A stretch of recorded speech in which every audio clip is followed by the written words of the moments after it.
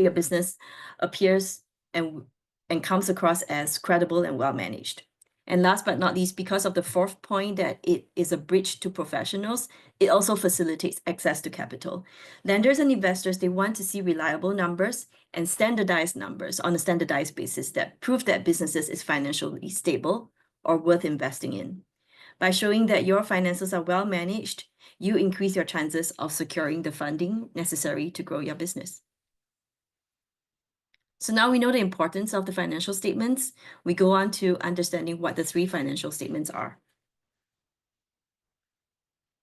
First, we have the income statement. It is also known as the profit and loss statement. It shows how much money the business made or lost over a specific time period. It could be, and when you look at the financial statement, it could be shown for the duration of a month or a quarter or even a year or many, many years. Think of it as a way to measure if you're making more money than you're spending over that period of time that you're looking at. Cash flow statement, on the other hand, it shows you how cash is moving in and out of the business. It shows all about how much cash is available for you as a business to pay bills, reinvest, or handle emergencies. A very important thing to note is a business may be profitable on the income statement, but still struggle to cover its expenses in real time when it lacks sufficient cash flow. And we will cover that difference between the income statement and the cash flow statements later on in this session. A balance sheet shows what the business owns and what it is owed from others. So what business owns and what other people owes the business are considered assets. And then what your business owes to other people would be liabilities. And your net worth at any specific point in time will be shown by the balance sheet when you take the total assets minus the total liabilities. It is a snapshot of everything the business has and is owed and owes at this point in time. This is where you see the long-term stability and whether your business has enough resources to meet your obligations. I'll go a little bit more into income statement right now. And there is a graphic on the right, a chart on the right, the income statement on the right that I will talk more about in the next slide. Again, income statement, a quick summary of it. It tells us whether your business is making or losing money. It doesn't show just how much you made from selling coffee, if this is a coffee shop that we are looking at in this example, but also how much has been spent making and selling the process of getting the coffee cup into the customer's hands. Everything from the coffee beans to the cream to the sugar and even the disposable cup goes into this calculation. It also includes costs indirectly associated with the product, such as rent, utilities, cleaning costs, subscription to Microsoft Office, subscriptions to your point of sales, website hosting costs, everything you are spending to keep the business going in the background. The goal is pretty simple here. It sounds simple. The goal is simple. You want to make more money than you're spending. Of course, the execution is difficult.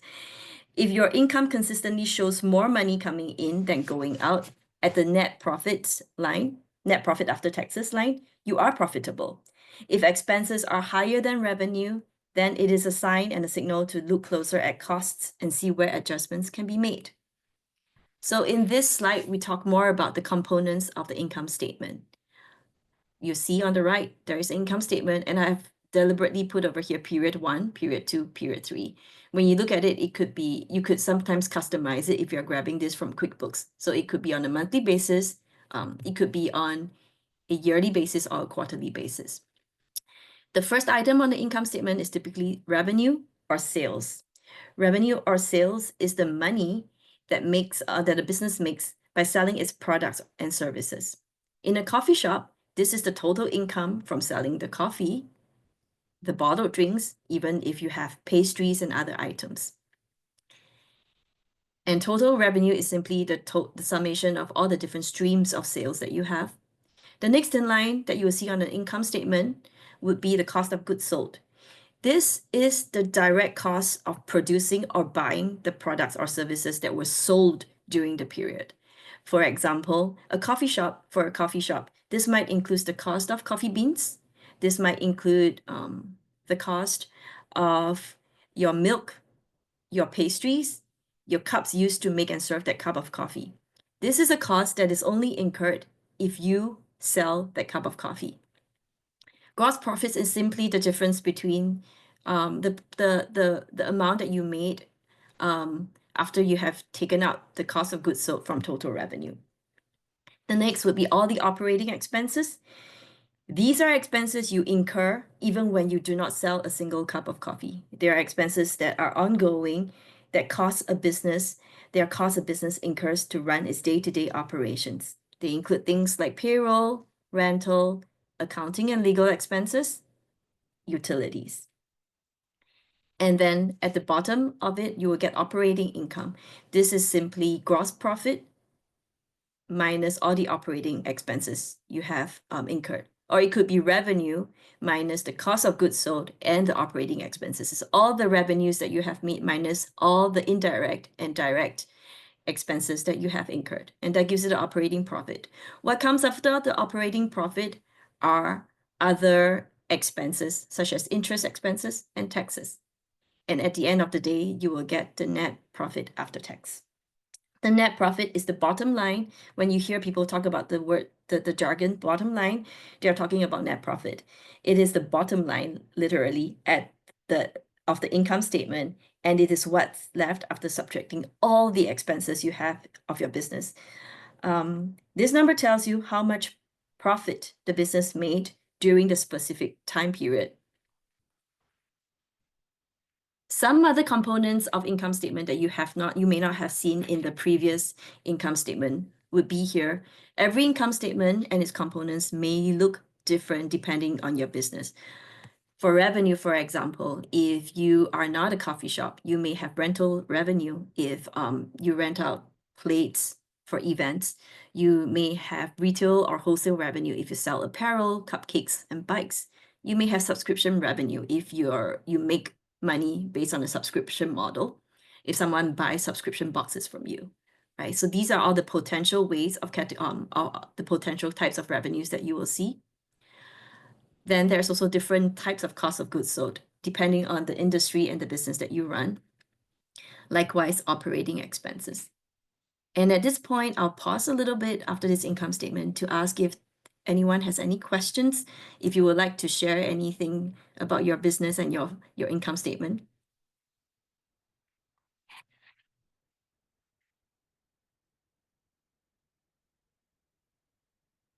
If not, we move on to balance sheet. So what's a balance sheet? It is a snapshot of your business's financial health and value at a point in time. Again, I've talked about it before. It captures everything your business owns, everything it also owes, and then as a result, how much of the value is left over after covering all of the debts and obligations. This is important for understanding how stable your business is, how much of it is funded by debt, and whether it has enough resources to handle its obligations. The key components on a balance sheet are the assets, which are things that you own that have value, like your equipment, your inventory, your accounts receivable. Accounts receivables are invoices that you have sent out, but you have not been paid yet. But because they are money that's owed to you, that's an asset to you. And also the cash in bank that you have is an asset. In terms of liabilities, these are the amounts that your business owes to other people, such as loans that you have assumed, credit card balances, or unpaid bills, or accounts payables, meaning invoices that you have received from people you have purchased from, but you have not paid them in cash back yet. And equity, then, here is the value that's left over for owners or shareholders after you have taken out your liabilities from assets. You can think of this as the business net worth. If assets increase or liabilities are paid down, then your equity grows, meaning there's more value in the business for the owners. This balance is what makes the statement valuable for assessing overall financial health. Some important things to note. So we have talked about the assets, which are cash in bank, accounts receivables, money that's owed by customers. If you have money that's not in the bank, but you have invested in the stock market or in financial investments, that's considered an asset too. Your inventory that you have not sold off, that's an asset too. Your property, and we have talked about liabilities between accounts payable, short-term loans, long-term loans. I think one thing I want to highlight here is the importance to lenders of a balance sheet. Lenders will, if you are at any point interested in borrowing money, lenders will look at all of your financial statements. They will ask also for forward-looking projections of your financial statements, specifically the P&L and the cash flow statement. But what's important in your balance sheet is they will want to know the cash in bank as at the point that you borrow money, you want to borrow money from them. They want to know also how much of your business is already funded by debt, because they will want to know that where they stand in the line where you have to pay money back to all the different debtors. They want to know how much assets you can have, because these could be collateral against a loan that they are giving you. So in the worst case scenario of the business not being able to generate sufficient cash flows to pay back loans, this is when they will be able to take hold of your assets as collateral and sell them off to pay themselves. Again, balance sheet. I think this is cash flow statement, sorry, cash flow statement. A cash flow statement is a financial report documenting activities that affect your cash balance. Remember, balance sheet is a value of your business as at a point in time. Cash flow statement is a little bit like the income statement, is looked at over a period of time. For small businesses, this will not deviate too much from cash flow statements.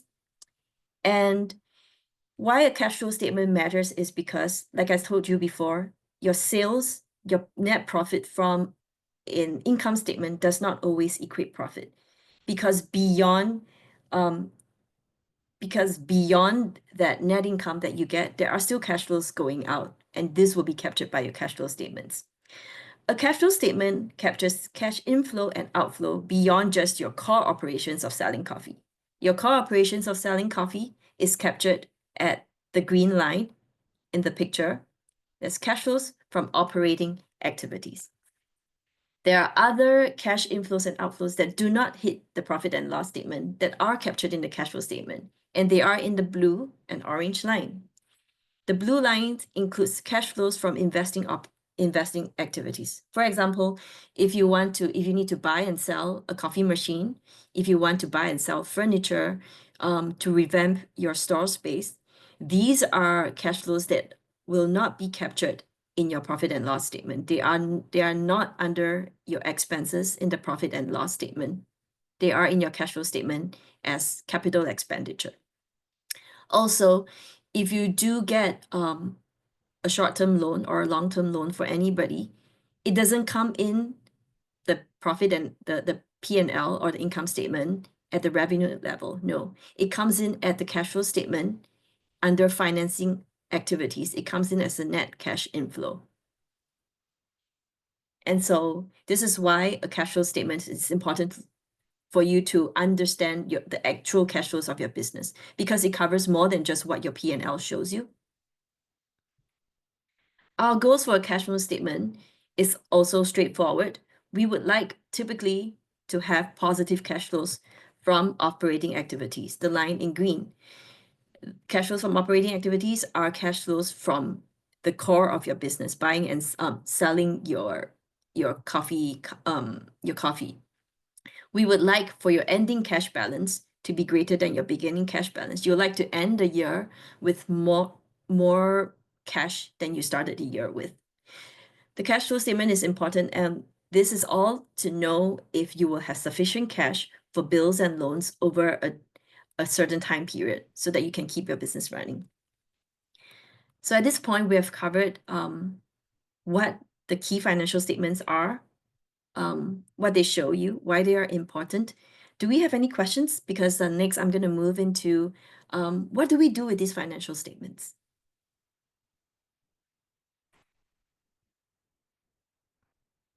No questions from anyone? Okay, then I will proceed. Understanding by basic financial analysis.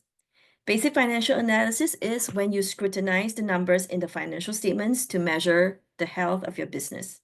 It isn't about complex formulas, it's a practical toolkit to assess business health. It is important to know basic financial analysis because understanding financial health is essential for any business owner, and understanding your business's weakness and strengths will help you with confident decision making. And this leads to continuous improvement and growth. And you can understand your business's health and weaknesses and strength through financial analysis. Today's goal is to show you how basic financial analysis can impact your day-to-day business decisions. You don't have to remember the exact calculations or the exact ratios. These will all be in the slides. With any formula will be in the slides too. It is again for you to revise and to refer to when you're ready to do so. Understanding basic financial analysis. So you don't need to have a degree. You don't need to know finance in and out to do basic financial analysis. To understand, this is used to understand business health. As mentioned, financial analysis is like a health checkup for your business. It shows the vital signs of your business, like sales trends and expense patterns, and it helps you catch any issues early so they don't grow into bigger problems. Financial analysis is important for making informed decisions. It gives you a clear picture so that you can base your decisions, like adding new products, hire staff, or buying new equipment, not based on gut feeling, but based on what is working and what isn't. By looking at the numbers and your cash flows, you can see if the business can handle new costs or investments. It helps you make choices you can feel good about because they are backed up by real data.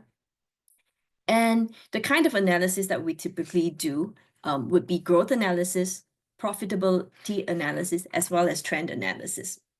Growth analysis looks at how your business is expanding or improving over time, and it tracks things like revenue, how revenue grows. It tracks things like how your customers grow or how your market reach has grown. It helps you see if you're growing in a healthy and sustainable way. Not so fast that you won't be able to keep up with expenses, but also not so slow that you don't keep up with the competitors.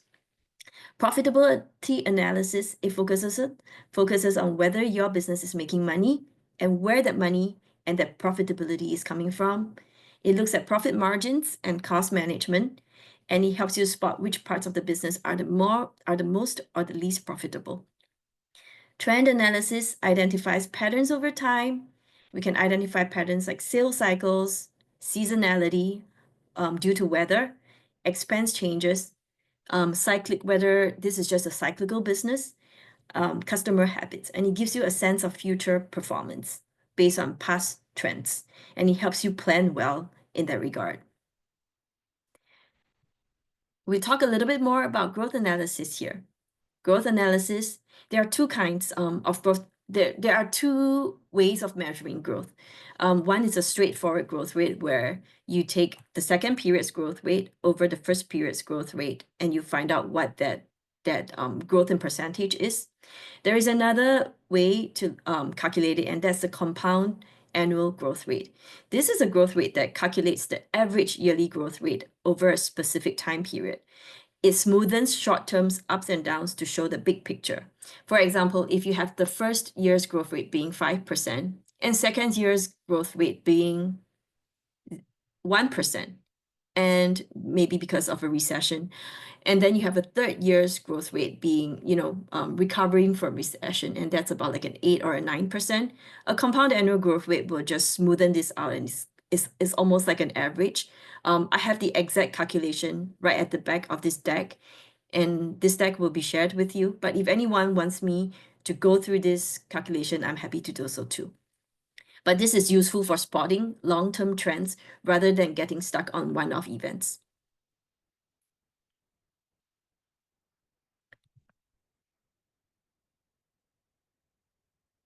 So this is a step-by-step calculations of with an example here. So as I've said, a growth rate where you take a period 2 over period 1, and then you try to get it in terms of percentage. So how do we get the growth rate of revenue right here? So period 2, 490 over, I think there is a typo here, actually, over 425 actually. And then you minus 1, you multiply by 100, it'll give you the growth rate in terms of a percentage. And then compound annual growth rate 560. So if you want to measure so this is a year-on-year growth. that we are measuring in the first bullet point. The second bullet point would be when you're trying to calculate what's the compound annual growth rate over the 3 years instead of just over 1 year. And that's when you take 560 over 425, and then you do it with the calculation of the compound annual growth rate. And I'll show that to you at the end of the day for anyone who's interested and who wants to stay on. Okay.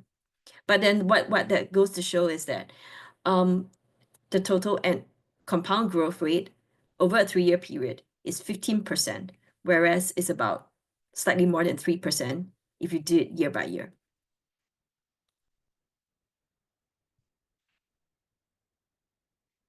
So how do we use a growth analysis?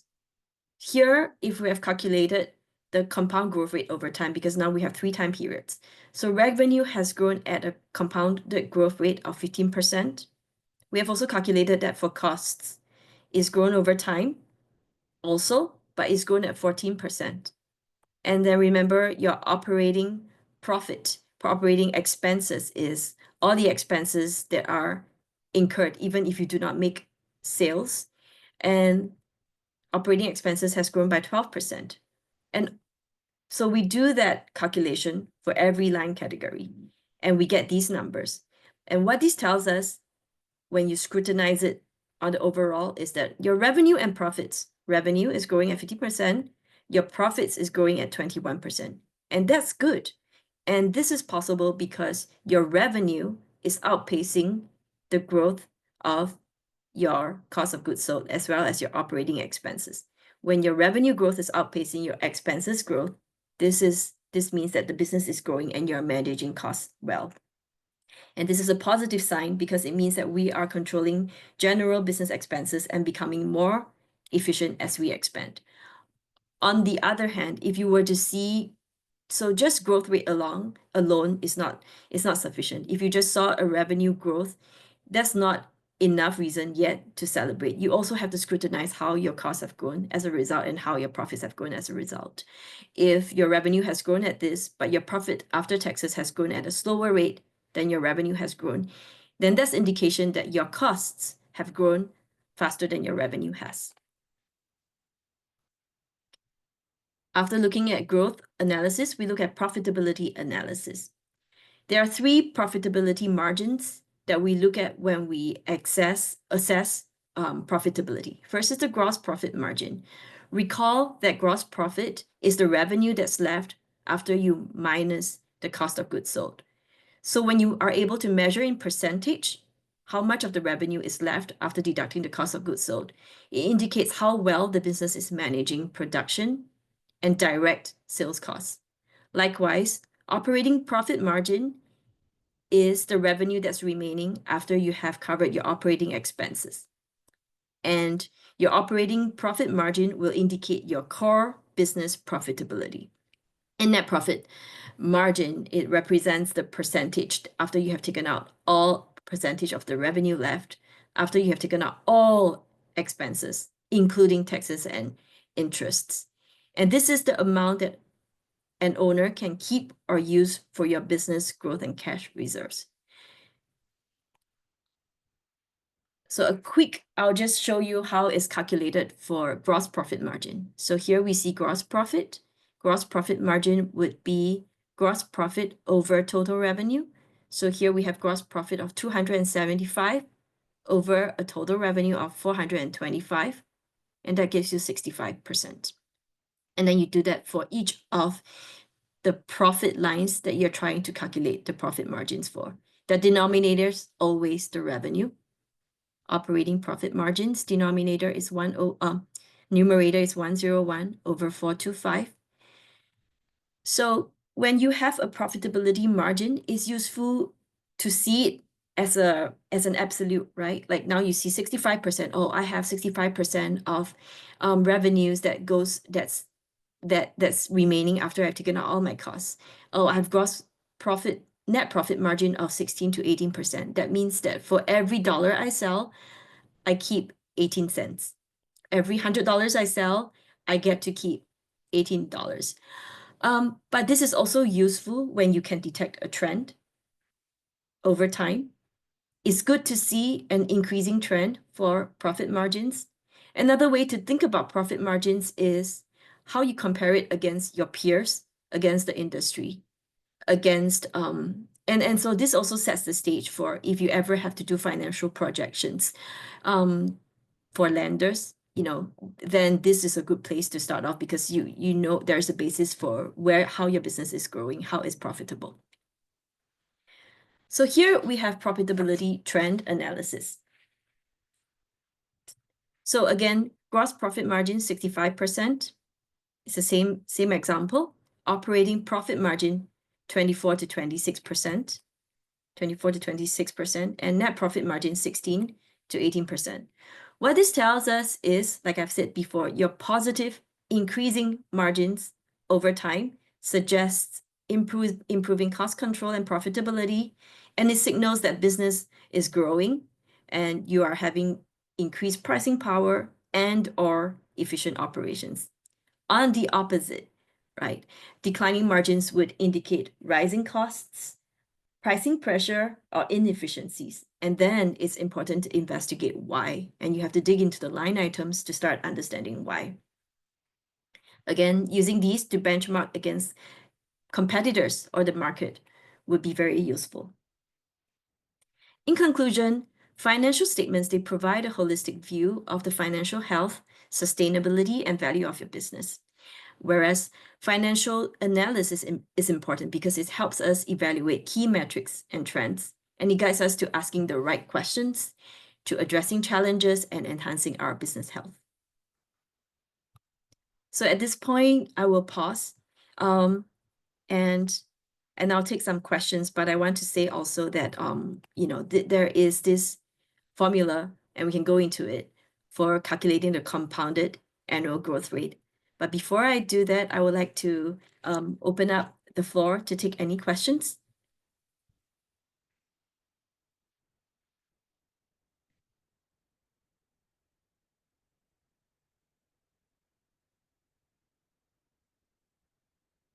All right, I see that there are no questions. Then I would also like to highlight that, again, this workshop was held together in partnership with the City of Somerville. You can see the link below at the bottom of the screen. That is where you can find if you require, you can find more technical assistance on that page and you can apply for technical assistance. Also, there are future workshops by Revby and by other technical advisors that will be shown on the website. So if you're interested and if you think that this has been helpful and something of this sort can be helpful for your business, please take a look at the website to find out more. And this is Revby's contact details. Thank you. And I'll turn the mic back to Kelly. Hi, everyone. Thanks so much for joining. Again, if anyone has any questions, feel free to put them in the chat if you don't want to come off mute, if you want to come off mute, Right. or if you just, want to talk a little bit while we're all here about your business, about kind of things that you might have questions about. We're happy to kind of make this a more informal Q&A as well. And I can go ahead and pause the recording here. Right.